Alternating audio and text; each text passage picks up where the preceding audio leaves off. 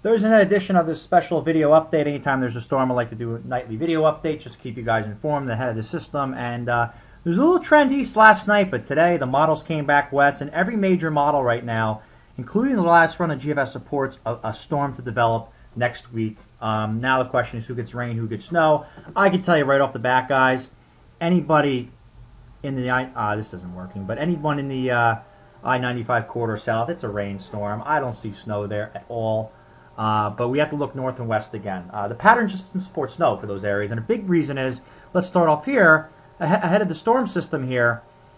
Just look, we have this rainstorm coming in over the weekend, and there's just not a lot of cold air. So anything south of this blue line is not cold air. Usually preceding a big snowstorm, you have a lot of cold air in place for coastal areas. So we don't have that, but I still expect a significant storm to form in inland areas, some I really think is going to hit hard with snow. Let's talk a little bit more about the upper air pattern, because again, it's all about that northern stream digging in. Let's move ahead here. I'm using the Canadian because again, I think it's a good proxy for other models. Here's our two disturbances, northern disturbance, southern disturbance. These are going to come on shore this weekend, so we'll get much better sampling on what's going to happen. Now, what happens here is, the first impulse on Monday night is this little feature down here. Okay, this is warm. The cold air is coming in behind it with this northern feature. So think of this northern feature dragging down all that cold air from Canada. Now, because we have blocking high pressure to the north, this is key, it slows the whole flow down.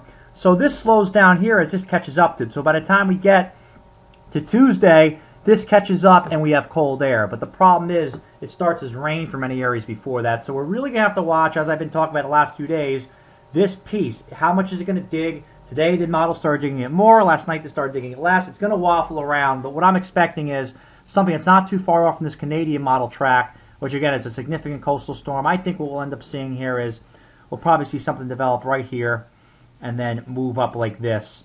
And because of the warm air in place, we're going to see rain everywhere south of this line.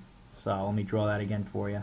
So, south there's rain, and up here someone's going to get pounded with snow. So that's it for now. The GFS last night, just real quick. This is last night's run. It had no storm. Now it has no storm to a storm. So GFS is trending. I think right now it's a good bet to say a storm is coming late Monday night into Tuesday, and precipitation amounts remain to be seen. Keep checking in, and I'll keep everybody ahead of the storm.